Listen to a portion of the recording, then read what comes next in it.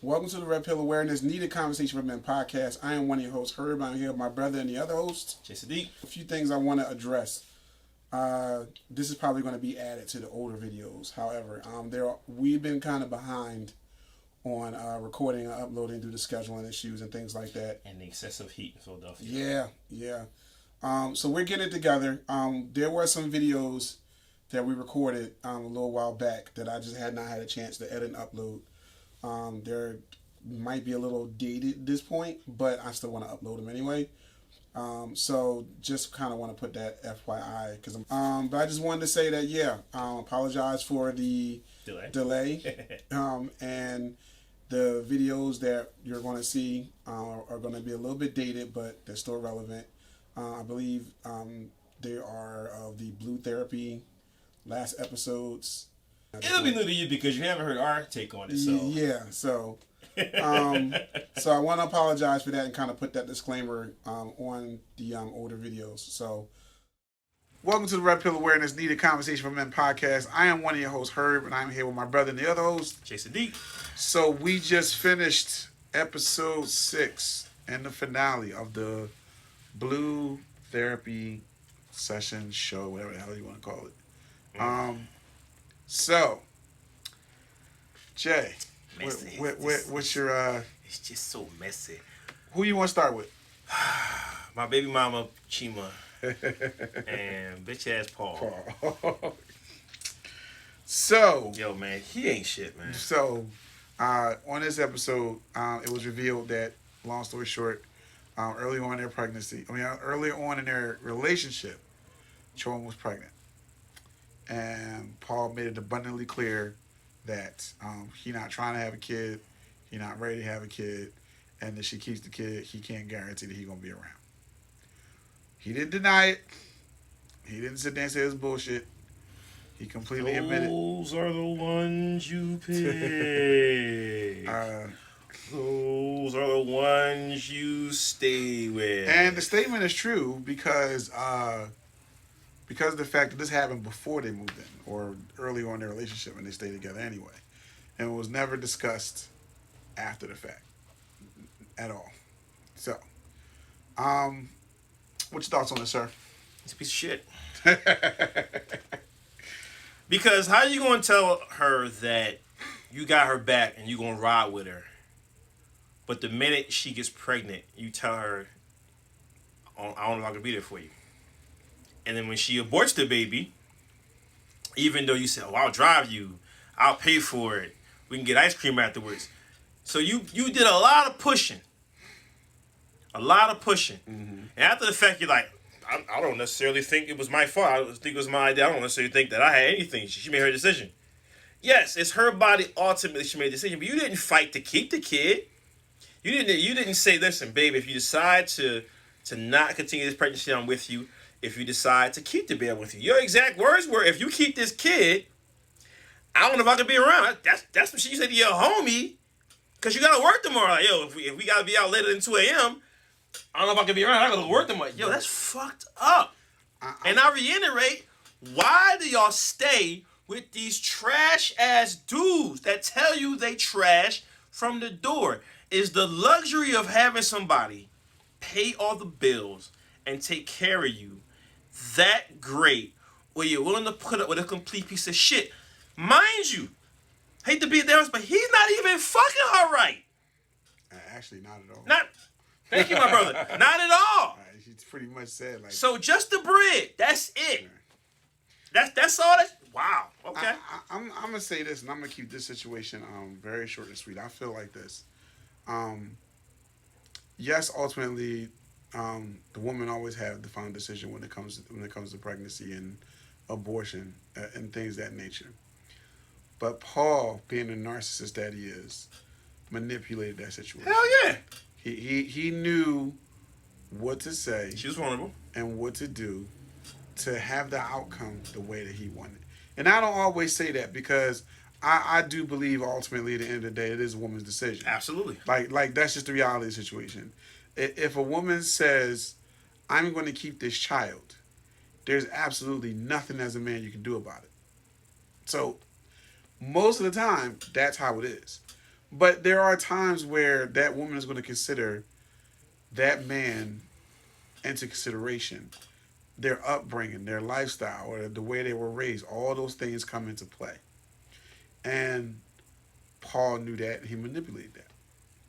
He did. And there's no other way around that shit. He manipulated that shit because he didn't want it. Or he didn't want it with her. Whatever the fuck the case may be. And then all the shit he said afterwards was just lip service because She was gonna leave. she was going to leave. And as a narcissist, they don't like looking as though they're the bad guy. They do everything they can to not look as though they're the bad guy. Mm-hmm. To them, they make forth an effort to look like they're the victim. And that's how he acted. Basically, it was like, oh, well, first it was, we had a mutual agreement. My dude, does that look like a mutual agreement to you? Like, he's not an idiot. So he knew he manipulated the situation. I mean, okay, idiot as far as his delusion. I get your point. I'm being smart ass. Right. But at the end of the day, he manipulated that situation. Absolutely. And to me, that should have been her out. She should have. It should never. The relationship should have never progressed past that point. But because you have some women that really just want to be with somebody, they really just feel the need to have a relationship, they accept certain things. Right. And at the end of the day, you can't do that. Like certain things, you have to be honest with yourself and say, I can't get past this. And to me, that's an important point you made. You have to have limits for yourself, where someone is crossing the line. You have to protect your mental health. Your mental stability, yeah. You have to. There has to be a point of no return that if someone crosses, you're done. Even if you love them, even if the sex is great, even if economically they're treating, and you guys are in a better position than you've ever been in your entire life. And I've been with someone like that. I've been with someone that took care of me, and I was being kept because at the time I was in a situation where I couldn't just get up and do my profession. I was in another country, I was in another city, and every time I had to start over. And even with that being said, as nice as that was, when I reached a limit to where emotionally that relationship wasn't benefiting me, I had to stop it. Yeah. So that's nobody's fault. That's like, this is how I roll. This is what you can withstand. If the two don't mesh up, one of y'all gotta roll. Yeah. Because if you stay, it's your fault for staying. Period. It's your fault for staying. If I knew that was draining me mentally and it was decimating me mentally, and I choose to stay, I don't have anyone to bitch about because I'm staying in a situation that is detrimental to my mental health. It's my fault because you're staying. Yeah, and I think at the end of the day, I think the one thing we should take away from their relationship is that you have to be honest with yourself and what's going on around you, and you have to really, literally look at a person and see how they are and accept what you see. Paul was a narcissist, period, from start to finish. He was a narcissist. Absolutely. And she chose to ignore what was right in front of her. And so the best takeaway from that is you have to, and this is not just about women, it's about people in general. When somebody shows you who they are, accept it. Make a decision and either deal with it or move on. But don't blind yourself to create this false image of what you think this person is. But in actuality, this person doesn't even exhibit those behaviors at all. And Paul didn't. And at the end of the day, with a major, major life decision, he manipulated that situation to get the outcome that he punked wanted. Out. Not only he punked out, but he manipulated her to make sure that he wouldn't have that obligation, that he wouldn't have that responsibility. No, but he manipulated her because he punked out. Right. Because the minute he heard that he would have to take responsibility for somebody other than his narcissistic self, he bitched out. Yep. So I mean, all this manhood shit you claiming, and like I said, I don't like a boisterous, braggadocious dude. I don't like that because most of them are full of shit. Tooth and nail. When it comes to something crazy that needs to be happening now, a major decision needs to be made, a major commitment needs to be made, most of them always bitch out. And once again, I can't emphasize this enough, ladies. I don't understand why you flock to these pieces of caca. I don't understand it. I don't get it. I don't get it. Okay, you meet him, you don't know he's a piece of shit. But when he proves that he's a piece of shit several times in a row, sometimes in the same week, why do you keep staying? Right. I don't You can respond below. I'm Big Mouth on the show is all ears. Respond below. Cause I've been trying to figure this shit out since I was fucking 13. Kind of old now. I ain't no fuck that. I ain't got an ache in my body when I wake up. I'm 45. I just don't get it. So thinking about this shit makes me feel old. Yeah. So I mean, I think we can kind of move on from there. Unless there's something else you want to get into. No, we need to get to the next part. So the finale of Deborah and Jamal. Bro, what you think? Let's take a moment of silence for this level of stupidity for this bull, man. He's a fucking idiot. I'm going to be quick, man. He's very stupid. He's sloppy. He's dishonest. He's lying to himself and her. And even though I don't like her much, I commend her for shutting it the fuck down when she found out. I do not subscribe. Let me be very clear. I do not subscribe to the idea that infidelity in a relationship will make you stronger in the long run. I unequivocally, with all my heart and soul, say fuck that. Because once you cross the kid, I will never look at you the same, because the way my mind is working, my mind works, I'm a very logical thinker. I like to put puzzles together. I like to remix the DVR in my mind. It has tons of video footage of us being together. Once you lie to me and cross me like that, I'm going to replay literally every single conversation we've ever had, and I'm going to label it bullshit. I'm not going to be able to get past it. We can be away from each other and eventually be homies again. We will never be a couple again. That's just how I roll. I don't subscribe to that, and I think it's complete and utter bullshit. Because once you break that trust, it's never the same. Nah, not it's at like all. dropping your favorite coffee mug and gluing that shit back together. Yeah, it holds water and tea. Ain't gonna be the same. It ain't gonna look. It's never gonna be the same. Feel the same now. Either I'm not ever gonna trust you again the same way, or you're never gonna trust me again the same way. But it changes things forever. And the way my mind works, I'm not built like that. You can come at me all you want to. I don't care. I can't go back from that. I'm never gonna be able to fuck with you on that level again. I can't. And for me, the thing that I don't understand about the whole situation is, if you did that, why bring her to therapy in the first place? Like I'm gonna repeat the same. It's some delusional way he thought it would fix it. It would fix it, right? Or he thought he'd get through the entire therapy session without it coming out. Even though she's a nasty, snippy little princess, spoiled brat, she's not dumb. Right. I never said she was dumb. Right. And he's extremely sloppy. You put a sloppy person with an intelligent person, that sloppy person is going to slowly unravel. And again, I'm going to re-emphasize my issue with him from the jump.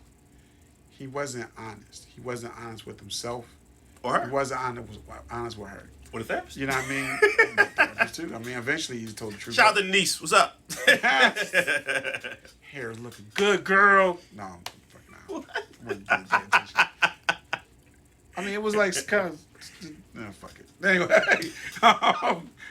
no, my issue, like, he was saying shit to appease her, but it's very clear and obvious he cheated because he wasn't happy with her and he probably didn't like her. But well, they said that the ex is his piece. Right, but he won't be honest with himself and honest with her to just leave Deborah alone. Absolutely.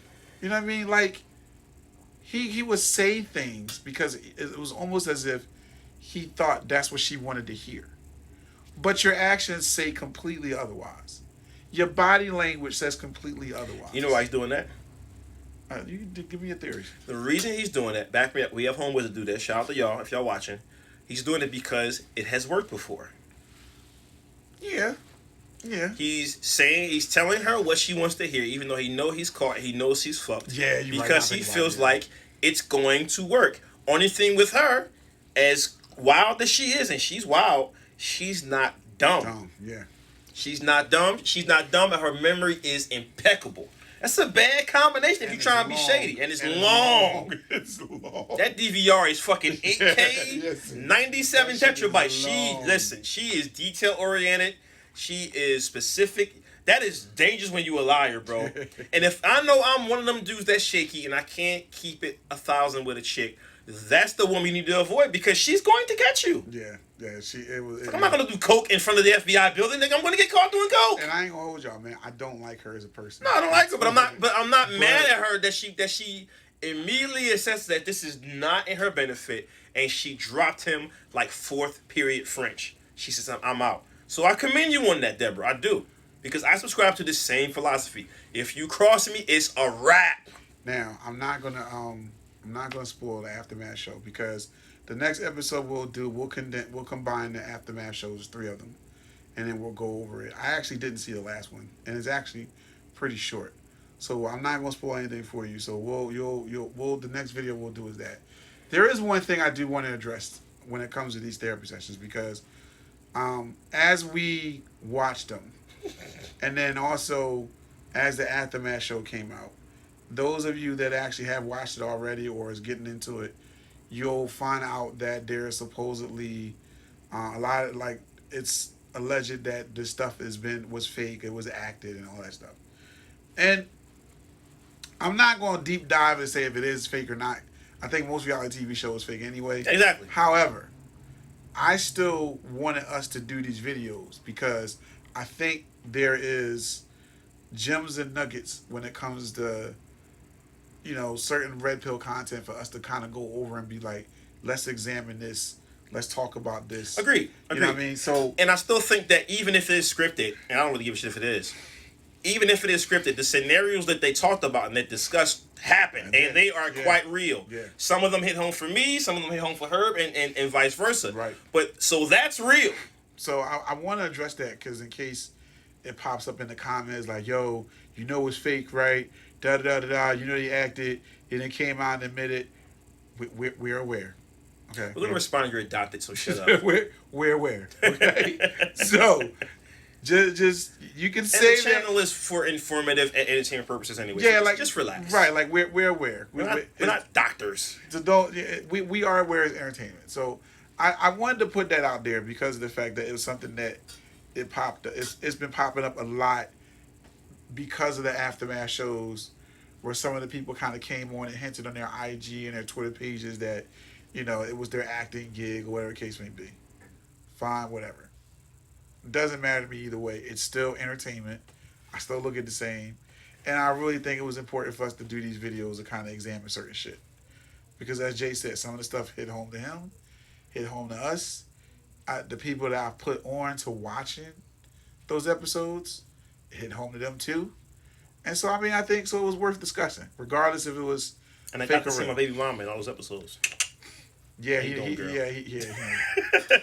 found his future wife. How you doing? He done found his future wife in that joint, So Hola, mami. So we going to keep this particular one pretty short because I feel like as the episodes kind of wind down, a lot of the stuff slowly became redundant.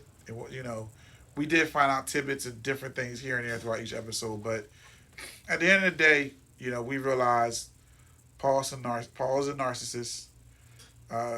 Jamal's sloppy. Deborah's a brat. And Chamoa is just lost in love with a piece of shit. That's going to be Jay's future wife. So that's what we figured out. I do want to do one other thing, but no, we'll do that later. Oh.